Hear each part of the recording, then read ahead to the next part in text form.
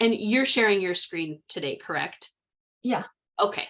Let me do that now. Okay.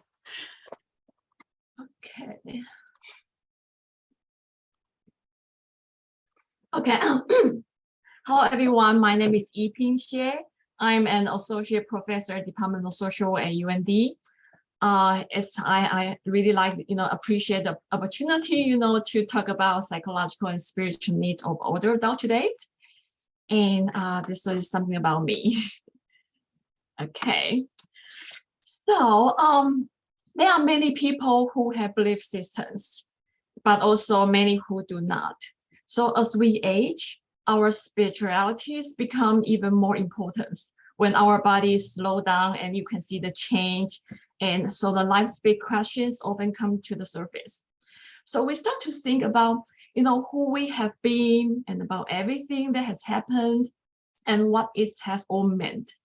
So our spiritualities often include a quest for meanings and leaving out the answer to questions such as, who am I, what has my life been about, and what really matters now, and what can I do now?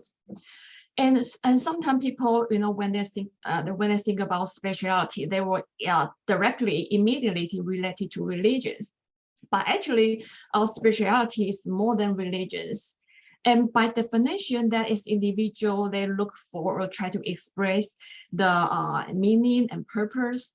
And there is the way they experience their connectedness to the moment, to now, and to the self, to others, to the natures, and to the significant or sacred. So it's more like a personhood and individualities. And it's also serve as the inner source and power and energies for the kind of drive us to seek for meaning, purpose, and to establish trusting and positive relationship with others. And it also motivate us, to connect with others and everything surround us. And the evidence do show that psychosocial and spiritual needs, they report by the elderly living in the residential or nursing homes, they are related to the mood state and their life, the quality of life, their certifications of life. So when we talk about the spiritual cares, and that is, that kind of care they recognize, not only recognize, and also respond to the needs of the human spirit. When people face with trauma, faced with the illness, the sadness, the loss, the grief, and the need for, looking for the meaning or for the self-wealth or to express themselves, for faith support, perhaps, different kind of practice, spiritual practice. And sometimes could be very simple, just the sensitive listeners. So, so what can we begin with, when we talk about spiritual care? And actually it could, begin with very basic, just to encourage the human context in a compassionate relationship, and then move in whatever direction the needs require. And also when we talk about the spiritual care, is, we look in the context of the individual life journeys, and everyone's life journey could be quite different. And a life journey could include, through the transitions, through the grief or joy, the loss and gain, or, the process, just the to search for the meanings, and also the relationship with self, others, and the God. So it could be, when we look at that in the context of the life journeys, that we recognize and respond to those the human spirit need. And it should be led in the person-centered way. And when we read a lot of literatures, or we say like evidence-based practice, we look for the science part. So we look for evidence, we look for the indicators, the outcome, effectiveness, but also at the same time, we also need to have some balance, like a science and art balance. We also need to look at the self-awareness, the sensitivities, the communication, and the person centers. So it's like a balance of the art and science when we kind of try to promote and to balance the spiritual care. And sometimes people may wonder, so what is the difference between the spiritual care and religious cares? And the difference, the spiritual cares usually is more like a one-to-one relationship, and it's complete like a person-centered. And so we don't make any assumption about, personal convictions or their religious orientations. And for the religious care, it's more like, the faith community is in the context of the shared religious belief, the shared values, and the lifestyle of the faith communities.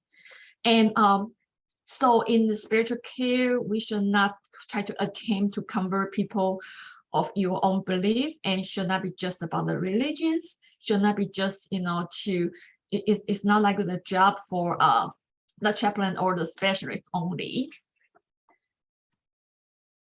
So we may wonder, so why the spirituality's importance in the healthcare for older adult? And so let's start with the human needs. We know we are familiar with the Maslow's the hierarchy of human needs, and also it could be also explained in the ERG series. Let me show this chart, so you can see the basic need, like the safety for food, water, shelter, sleep, and the safety needs like feel emotional securities, health, or financially, physically feel safe. And then the next step would be the social belonging, feel being accepted, belonging, sense of belonging, and also to kind of satisfy the need of the ego.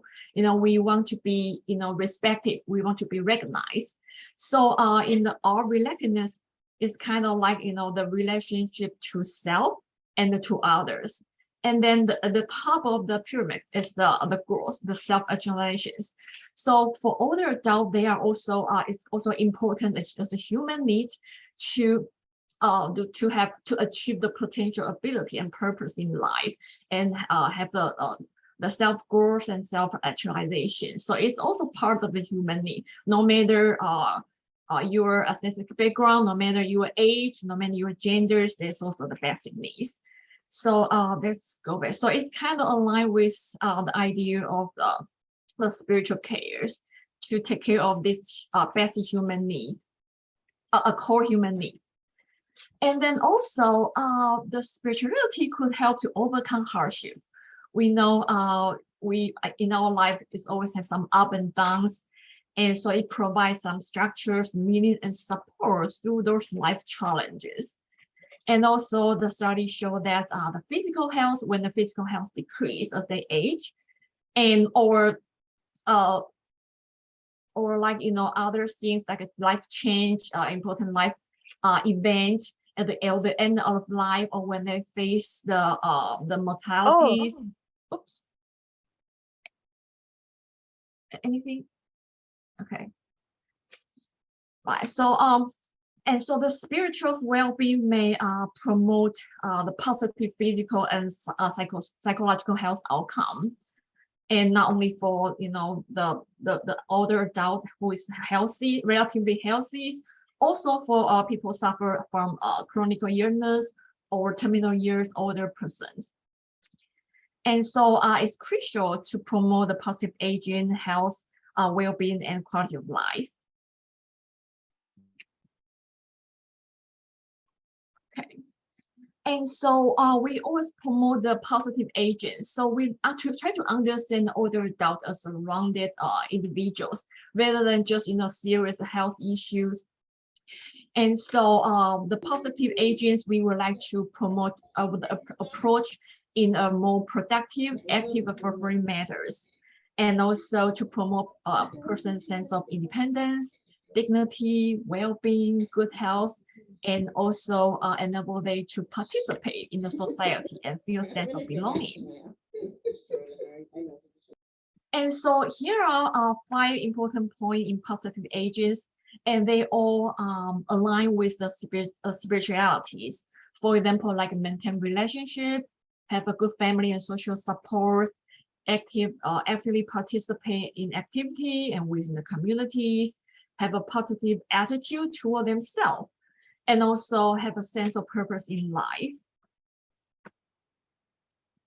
And also, spirituality is also to promote a positive agent. There are some evidence show that the spirituality could decrease the feeling of helplessness or the loss of control. When people experience with illness, usually people feel loss of the control, or it's kind of helpless. Also, the spirituality could actually decrease those feelings when faced those life challenge.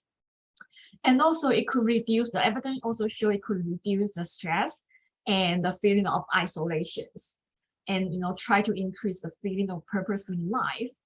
And also the spirituality could be a tool of resilience, help us to cope with the diagnosis of a disease in general, or diagnosis for cancers or chronic illness or dementia.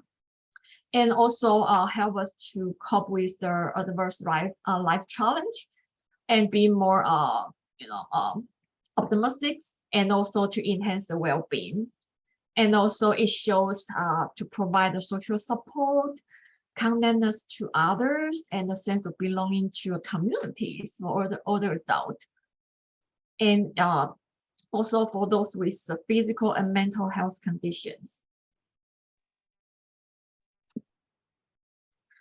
So when we talk about the healthcare professions and what is their role and how do we do that in the spiritual cares, and spiritual care is not just one person's job or the single role in these cares.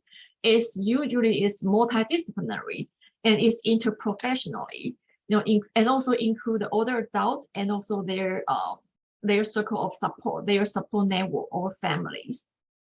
So So usually it's kind of integrate. So this spiritual care is kind of integrate in the daily practice. So in other words, it's doing the work, but with the spiritual lens to look at things, to evaluate, to interpret it, to understand, to evaluate, to respond to those older adults' experience in the world, and also help people to find, to look for the sense of meaning and the purpose in life.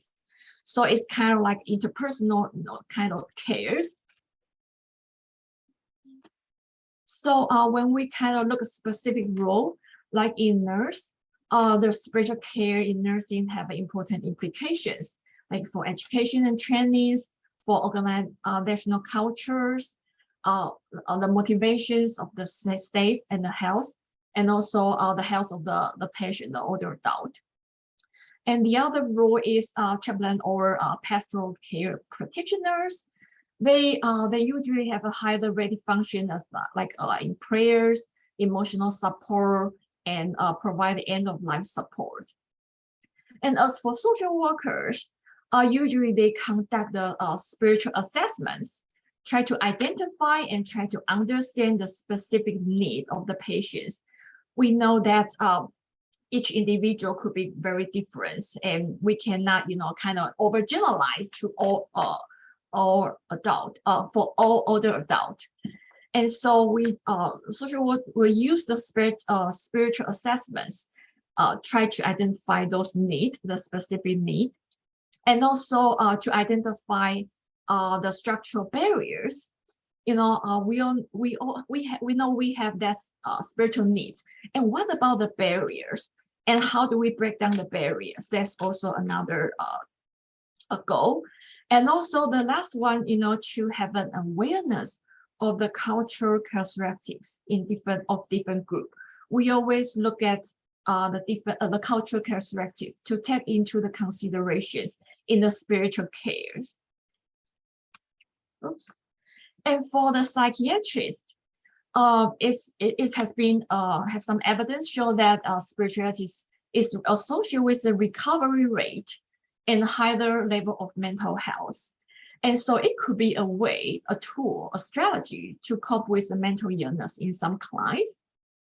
And sometimes it may refer the patient to pastoral cares. And 78% of the psychiatrists, they agree that, they will let their personal beliefs stop them from offering a full range of treatment options. So kind of provide, a variety of options, treatment options to patients. And also other health staff, for example, the profession of medicine, nursing, occupational therapies, they also take the spiritual into account. However, we do see, although there are high percentage, 96% of PT, they saw, yeah, spirituality is really important.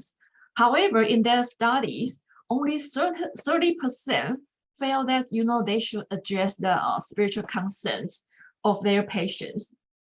So what could be that barriers, when you think this is important, but, in reality, how do I do that? There could be, a gap between that. So in their study, the main barriers would be the available time. And also they may feel uncertain in how to manage those issues, when we try to explore that or to address it, and how do we manage that? And also in my lack of experience in, taking spiritual histories. So that could be the main barriers that's, report in that study. So when we talk about the barrier, we can kind of look at from internal barrier and external barriers. So for the internal barriers, that could be, how about for people with cognitive impairments? So they think there might be inability to communicate because of the sensory loss, the language problems, or cognitive impairments. So that could be internal barriers. And however, this could be overcome, maybe use different way.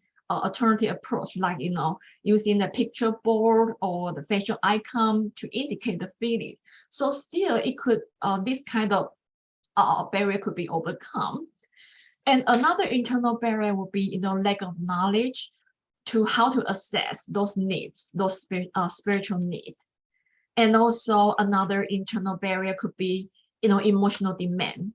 Because when staff, you need to repeatedly face the grief of residents that they have worked very closely beside in their journey toward death, or giving oneself in a way that could be very emotionally demanding.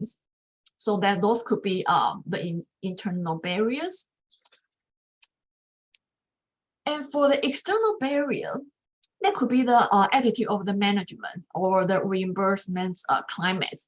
For example, if I really think that is important, but my supervisor or the leadership of the agencies or the attitude of management did not quite support it.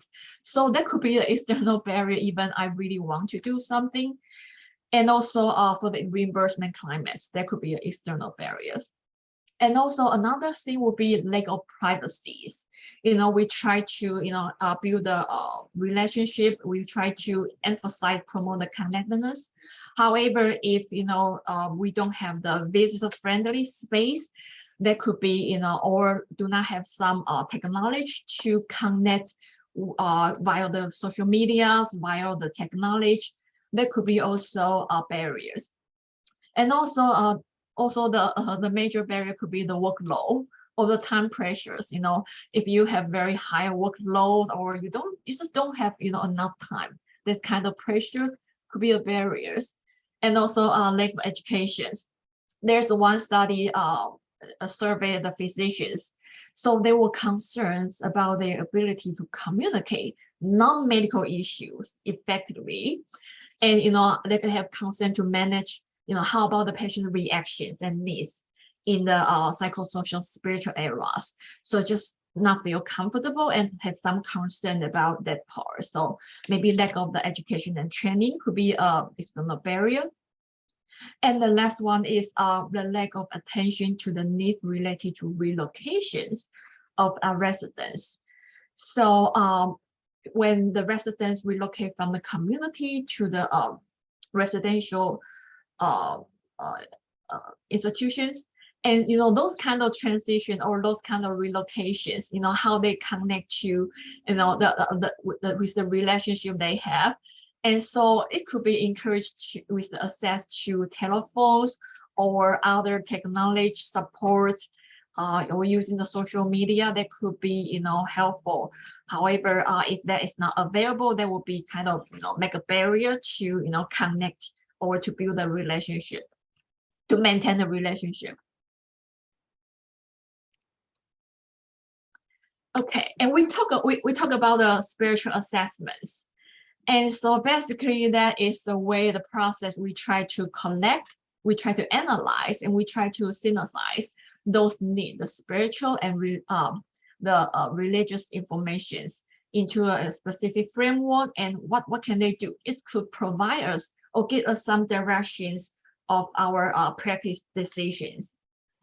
And also those choice, those preference, those needs could be documented and to address and integrate, in the plan, the clinical plan or lifestyle plan to facilitate.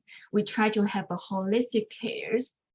So not only care the physically, but also psychosocial and spiritual need. And so basically, the brief assessments should include 3 parts. One is to about the religious background, and also to collect information about the spiritual belief and the important spiritual practice.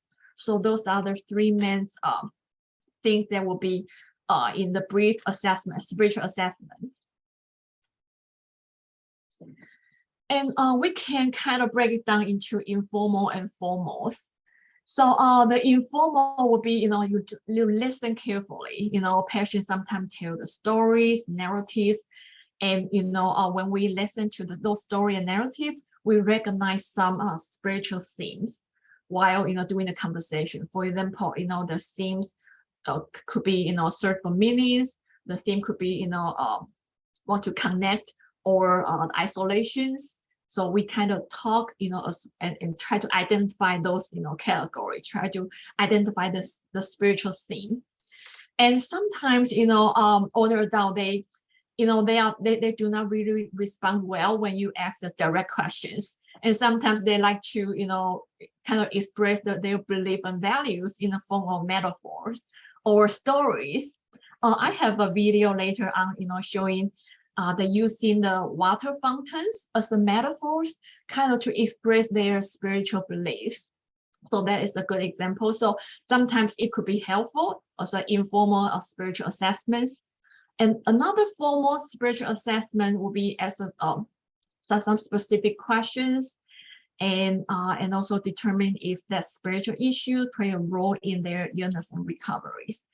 And there are some examples like existing instruments, like the spiritual need questionnaires. There's have 4 factors, try to assess the religious need, try to measure the essential need, inner peace need, and also the giving needs.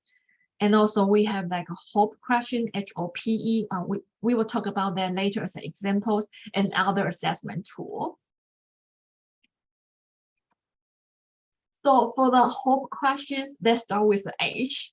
It means, the source to assess, to find the information about the source of hope, meaning, comfort, strength, peace, love, and connections. So the question we can ask maybe, we have been discussing your support systems, and I was wondering, what is there in your life that give you, internal support, or just say support? And also we may ask, what are your source of hope, strength, comfort, and peace? Or just simply ask, what do you hold on to, during the difficult time? And what sustains you or keep you going? And so, or we can ask, for some people, their religions or spiritual belief act as a source of comfort and strength in dealing with, life's up and downs. And is this true for you? And when, the person say yes, then you can go on to other questions. And if say no, then you may ask the follow-up question. And was it ever? And if the answer is yes, then you may ask, so what changed? So those could be, the talking point. You can start to have a follow-up question, try to learn more about, their source of hope, their source of connection and strength. And for the O, then we might want to know the information about, their organized religions. For example, maybe we can ask, do you consider yourself part of an organized religion? And how important is this to you? And is that helpful or not so helpful to you? Because, people may have a different belief systems or different experience. And also we may ask, so are you part of the spiritual communities? And does it help you? How? So we can learn more information, the needs, and the religious spiritual background using those questions.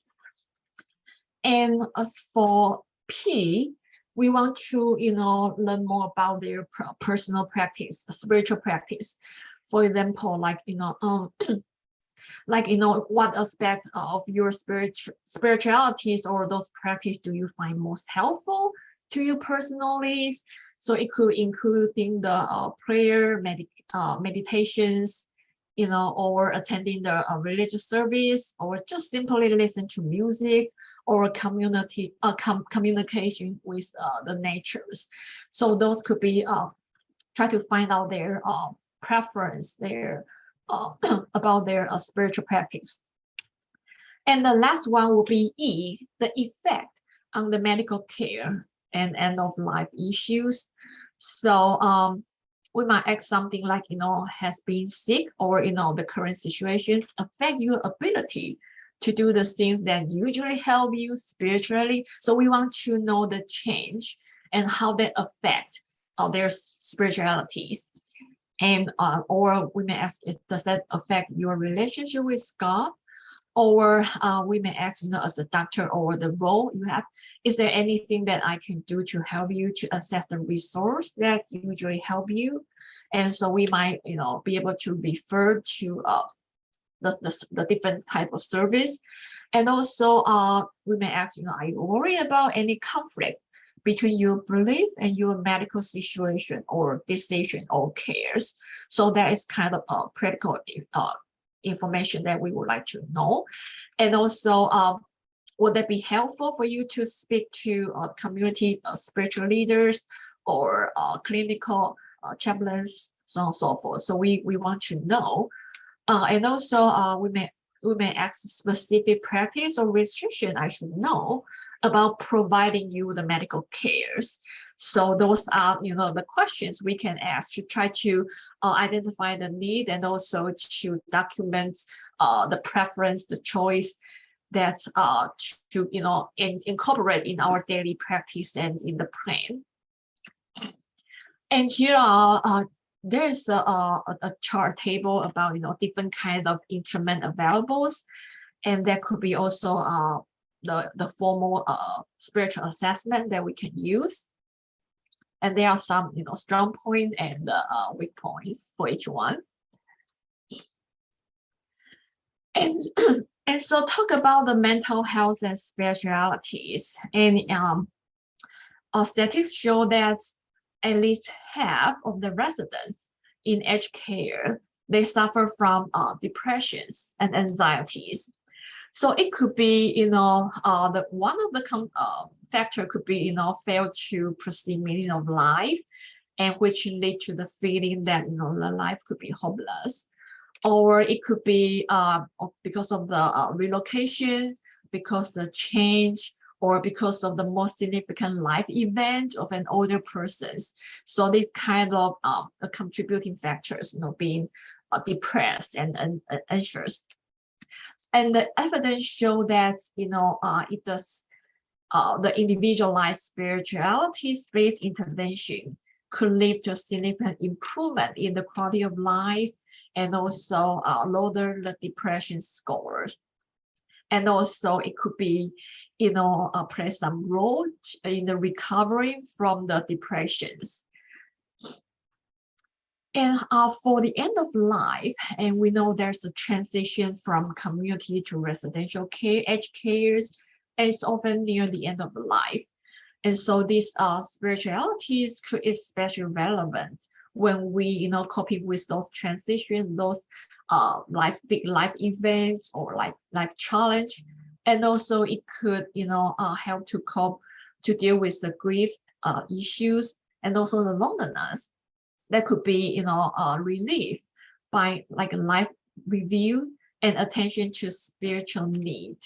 So, and the life review will be more like a strength-based kind of approach, help to rewrite the life story in a more positive way.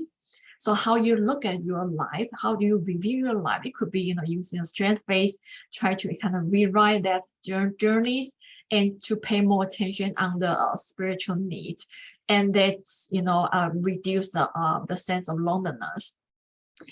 And also it could be a major psychological support among the cancer survivors.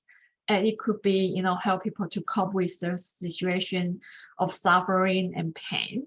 And also in palliative care,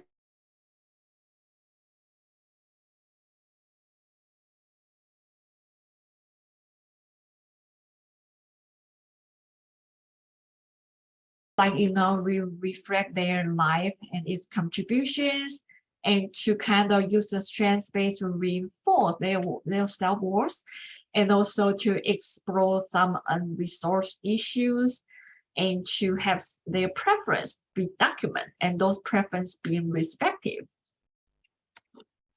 And how about for people with dementia? How about for the older adult have a cognitive impairments?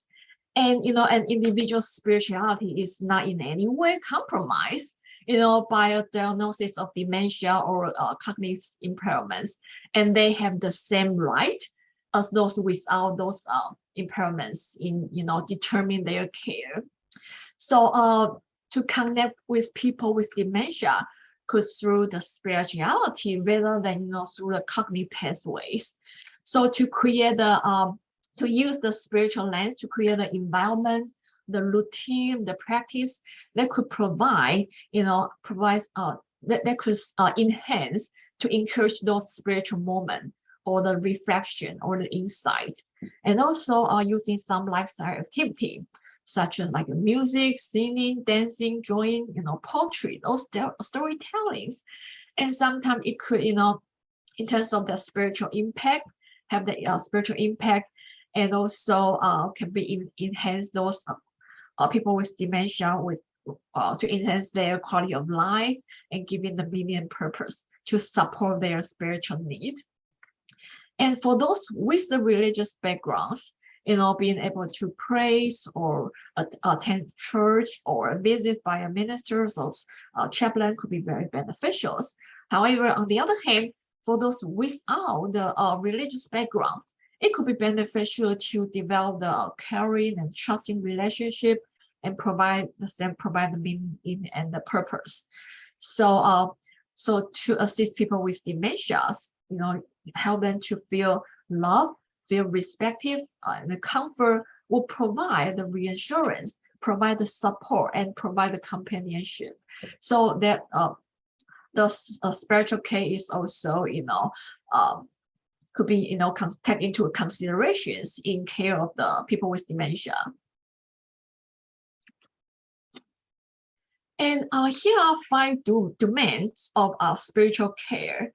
We can look from the organizational leadership, the relationship, and about the choice, preference, the need, and also look from the ethical context, and also to enable the spiritual expressions.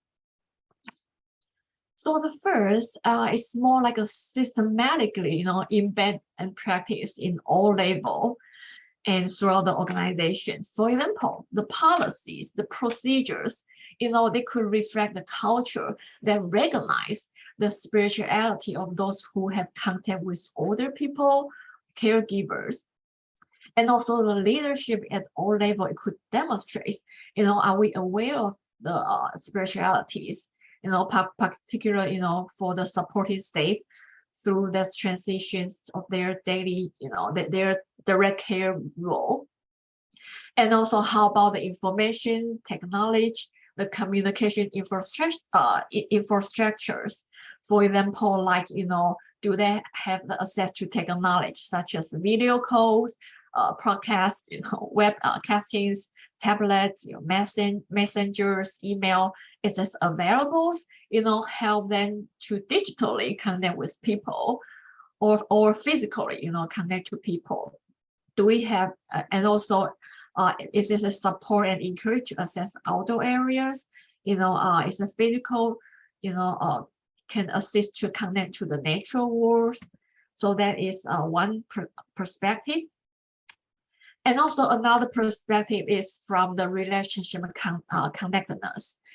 So to understand, if the staff, those who have a direct contact with the older people, are they trained? Are they equipped with those spiritual awareness?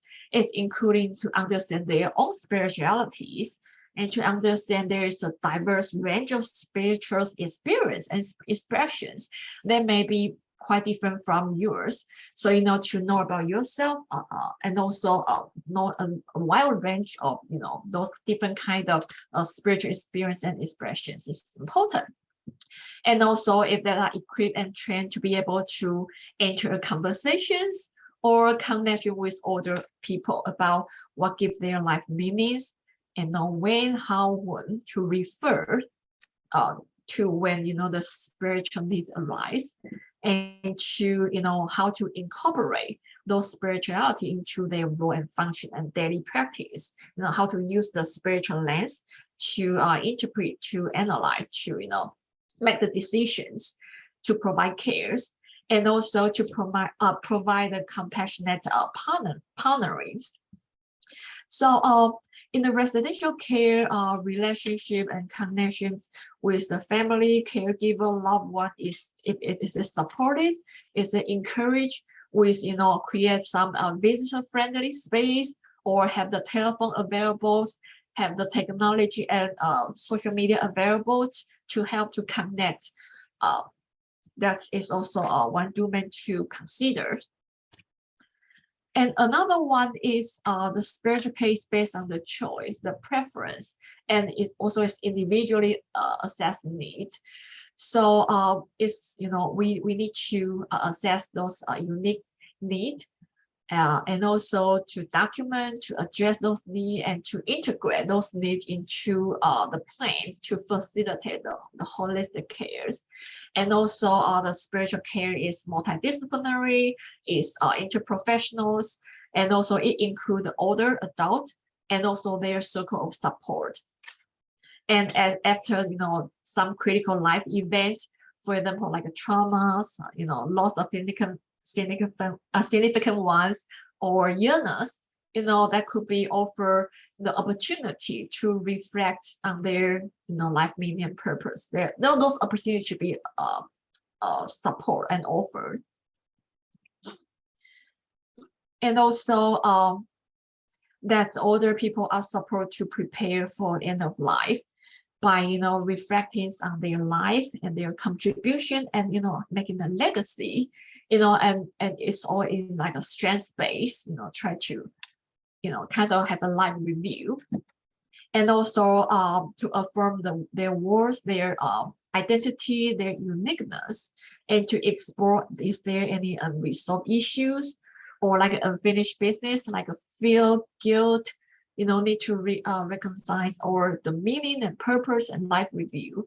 And also some spiritual care need and preference that should be documented, support, and respected. And also, some death and dying rituals and preference should also be documented and respected. And also, this need to be provided within an ethical framework that reflect the organizational, the policy, procedure, process, and practice. So those choice, those preference need to be considered in the context of holistic cares. So they need to integrate all aspects like a physical, psychological, social, cultural dimensions of the whole person as individuals, and also their caregiver and families or loved one. And also the care, the spiritual care need to provide with the culture of acceptance, the tolerance, and inclusive, need to be inclusive. So there could be different views, belief, culture, value, affiliations, and all need to be respected. And also the individual have the right to self-determinations regarding their spiritualities and spiritual care. Like earlier we said, we need to have a balance between the art and the science. Although the science or the indicator, the outcome, tell us this, but also we need to think about the art part, the self-awareness and the preference, and also we respect the self-determination. That's we need to consider in the ethical framework. And also the spiritual practice, such as like prayers or any rituals, right? So these are only to be respectfully offered within the context of their choice, their preference, and their assessed need. And the last one will be, enable the spiritual expressions. So there will be, different kind of range of individualized activity and interventions that are available to, for the older adult to encourage them to finding those meaning, purpose, connectedness and hope, and in the context of deep and enduring relationship. So here are some like a group activity that could promote the spiritual growth. For example, like life history and life reviews, and also like pass on life experience to others. That could be also the ability to care for others, guide the next generations, or to be assured that their own life was meaningful to others. And a randomized study, they found that a life review did actually decrease the depressive symptoms and contribute to the improve the older woman's life satisfactions. And also another randomized control study, they report that there is a lower depressive symptom when they participate in the autobiography writing workshop. And also such life review could also, to connect with their own past, and also could be, just a function of legacies of their life experience, and to connect with the future generations.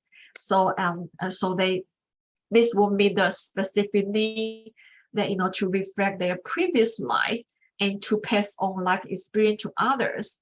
And so it's connect with those who will remember them. And also another spiritual experience could be, access to nature environments, could be through the garden, to the outings, or, or bring the nature inside, maybe have the plant, the photos, sound, fragrance, have a five sense kind of bring the to connect with the nature. And also others seem like, to connect with the loved one or religious communities, cultural group. It could be in person, have a visitor-friendly space, or could use the technology support, like using the video calls or email or messenger or other way. Sorry. And also it could be participate in the art, like music, singing, dancing, storytelling, poetries. And also it could be different way that could promote the spiritual growth and resilience. And also when people experience the loss and grief, the life of the deceased is celebrated in some form, and there could be also kind of spiritual expressions that could be supported and respected. And here is short video clips that's about the see me and know me, and we all need to be seen, be heard, and to make contributions, and this give us a sense of purpose. So I would like to show this video that interviewed by a few older adult. That's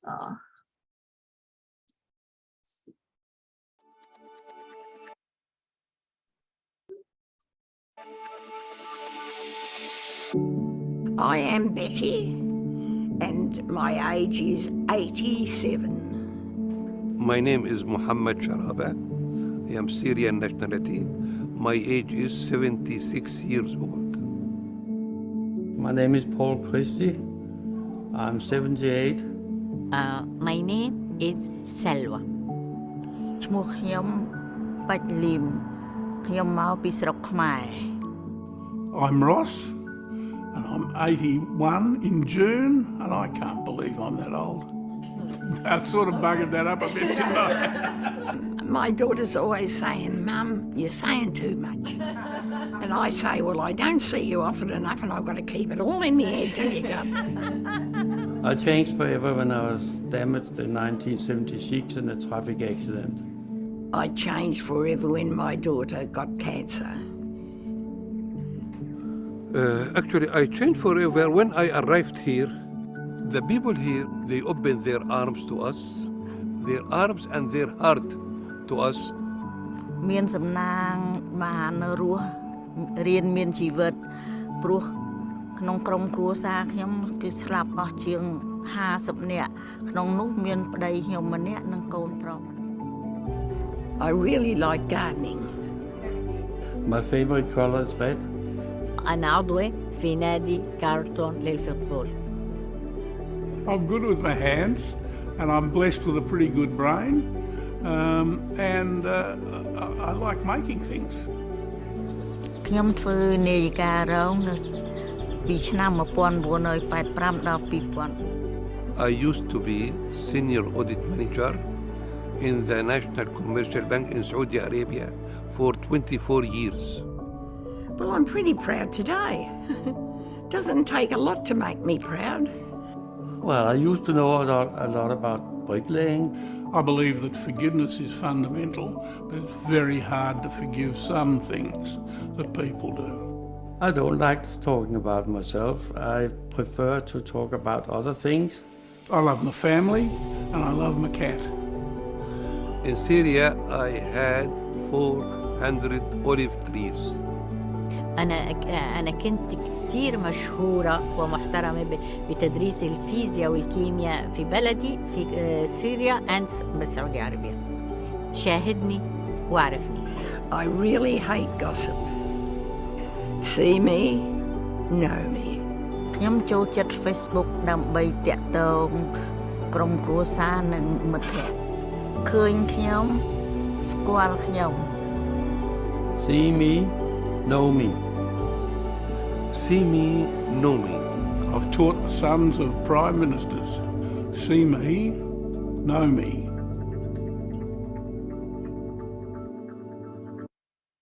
Yeah, those are their life review, their spiritual expressions, and see me, know me. And also, here are 5 spiritual needs and lens of connections: connection to others, nature, creativities, like from through the music, gardening, or art craft, and connection to self and something bigger.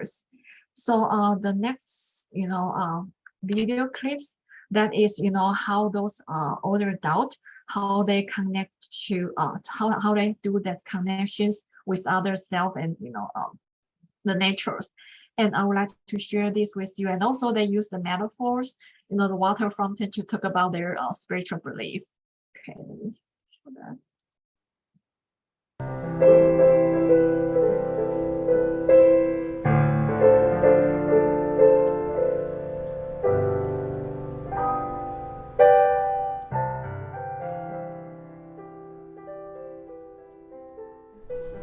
I think we've got a pretty good life. Do you reckon, Jeff? You think we've got a pretty good life? Hey? We wouldn't swap anything, would we? I wouldn't swap you. My children are close to me. They always have been, and they always will be. That's all. There is nothing better than having your family around you. The water fountain was actually turned on jointly with Jeff's dad, who was in his 90s, and my mum, who was 90.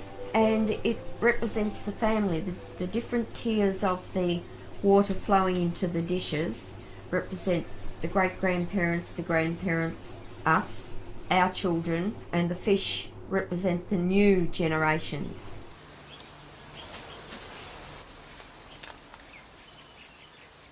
When I'm in nature, I feel a part of all the other things that are there. And the thing that I loved most was the raw nature, not very commercialized or anything like that. You know, the moonlight on the sea, where the moon is full, the central part of Sri Lanka, where it's dry. And you know, the trees are stark, no vegetation, the cracked floors, and there was beauty in it. To me, it was beautiful. I love dogs. There, you have that certain love for them. Look, his things straight away. Plays with the fur. He just feels that connection.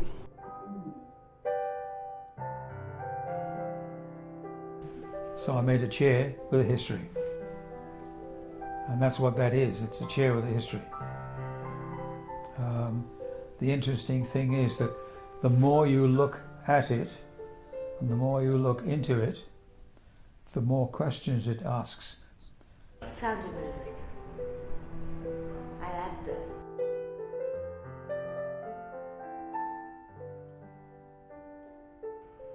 Humour. It's very easy to just consider. I've been able to walk for probably almost 30 years, and I mean that could be an extreme disadvantage, I suppose. But you've got to concentrate on the things you can do, not the things you can't do.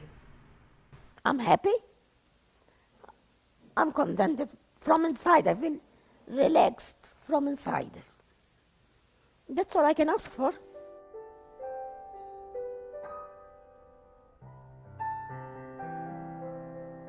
A great mystery.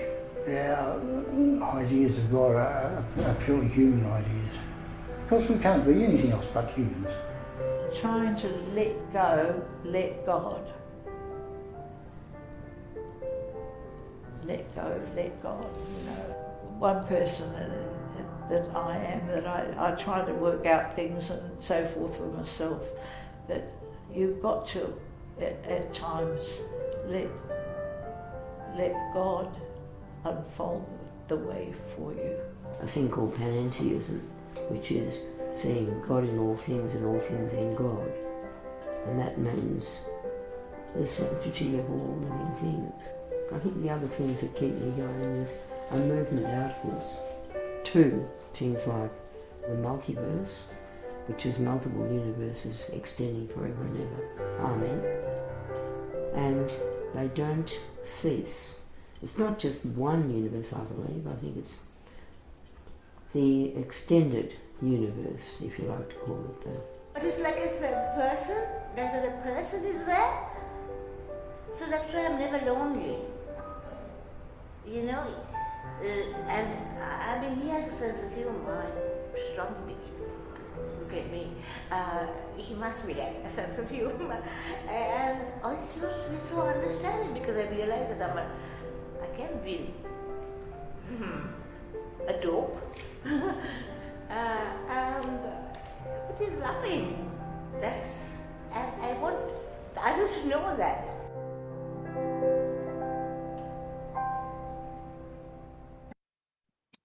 Okay, so it's like, you know, the see me and know me, you know, to recognize and respond to the spiritual need. That, for example, like, you know, it's happened to talk about, you know, the preference, you know, the life journeys, the experience, and to kind of in a more strength-based way to kind of have a life review and finding the meaning or purpose, and, you know, to fulfill the self-actualizations. And so here are several pages of reference I used. And also at the end, thanks for listening, and see me, know me. Thanks for everyone's listen.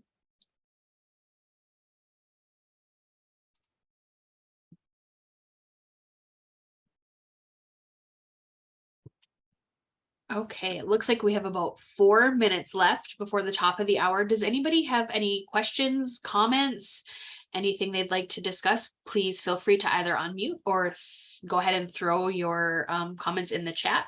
I will be posting the links to the post-test and the evaluation in the chat as well.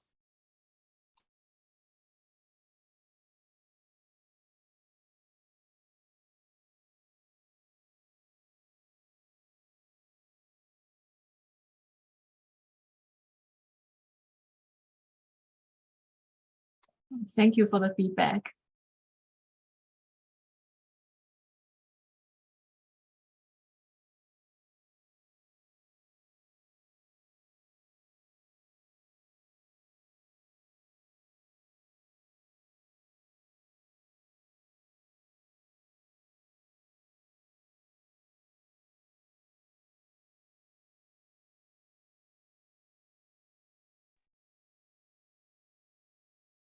Okay, not really hearing. Oh, okay.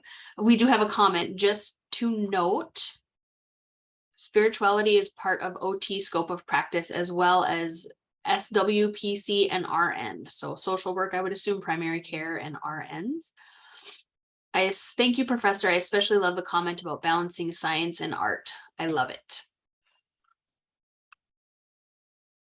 Thank you.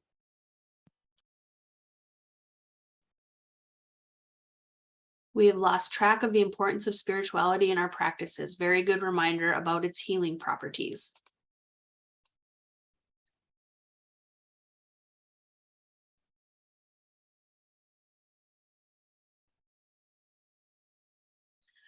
Okay, I will be sending an email out once this session has wrapped up with links to the post-test and the evaluation again.